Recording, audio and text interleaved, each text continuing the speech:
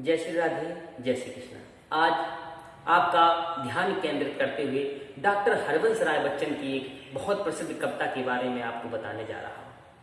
Doctor Harvansh Rai Bachchan अपनी कविता में लिखते हैं कि नीड का निर्माण फिर नेह का आह्वान फिर बै उठी आंधी सी नभ में छा गया सहसा अंधेरा, रात सा दिन हो गया फिर रात आई और काली, कि लग रहा था अब न होगा इस निशा का फिर सवेरा, नींद का निर्माण फिर नेह का आह्वान फिर। बहुत ही सुंदर शब्दों में कवि ने मनुष्य की प्रेरणा दी है।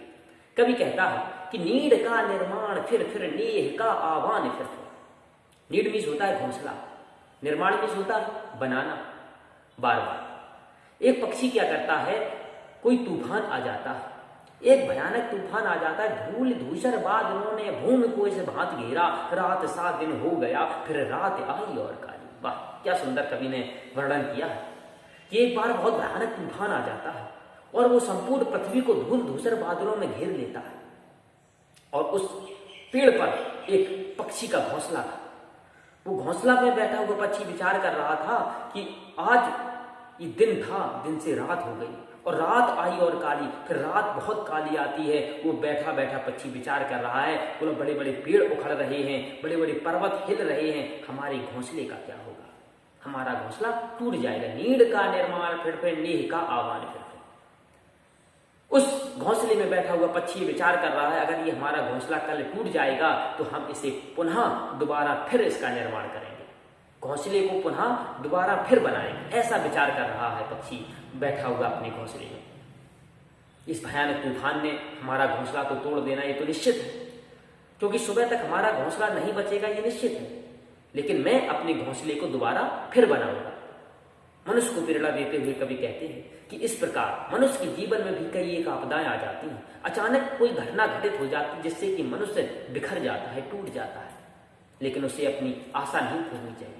जिस प्रकार पक्षी का घोंसला बार बार टूटता है, कोई भी आंधी का झोंका आ जाता है, कोई भी हवा भयानक तेज हवा आ जाती है, उसका घोंसला नीचे गिर जाता है, टूट जाता है, बिखर जाता है, लेकिन वो फिर पुनः अपने घोंसले का निर्माण करता है।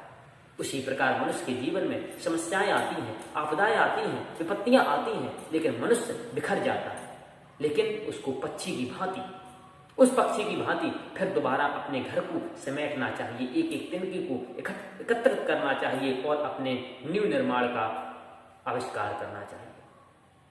कोई भी समस्या अगर मनुष्य के जीवन में आ जाए तो उसे आशा रूपी पक्षी पर विहार करना चाहिए, विचरण करना चाहिए। निराशा रूपी पक्षी को छोड़कर आशा रूपी पक्षी पर विचार करना चाहिए।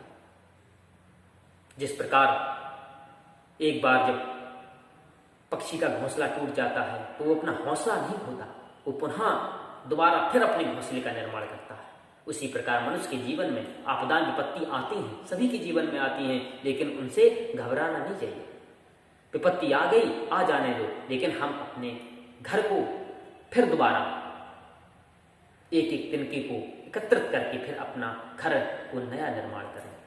ऐसी धारणा होनी चाहिए मनुष्य के अंदर। कवि ने प्रेरणा देते हुए पक्षी की तुलना मनुष्य से की है। जिस प्रकार पक्षी सभी समस्याओं से जूझता हुआ अपना फिर दोबारा घोंसला बनाता है, उसी प्रकार मनुष्य को भी टूट जाने पर, आपत्ति आने पर, किसी भी प्रकार की समस्या आने पर उसे अपने जीवन में आशा रूपी पक्षी पर विचार करना चाहिए, आशा नहीं छोड़नी चाहिए और फिर अपने कार्य में लग जाना चाहिए, फिर नया निर्माण करना चाहिए। क्योंकि जब सुबह की किरण निकलती है तो वो एक नई उमंग लेकर आती है, नई उत्तेजना के साथ आती है। हर दिन एक जैसा नहीं रहता, जो आज है वो कल नहीं रहेगा, जो कल है वो परसों नहीं रहेगा। हर दिन बदलते रहते हैं, समय बदलता रहता है।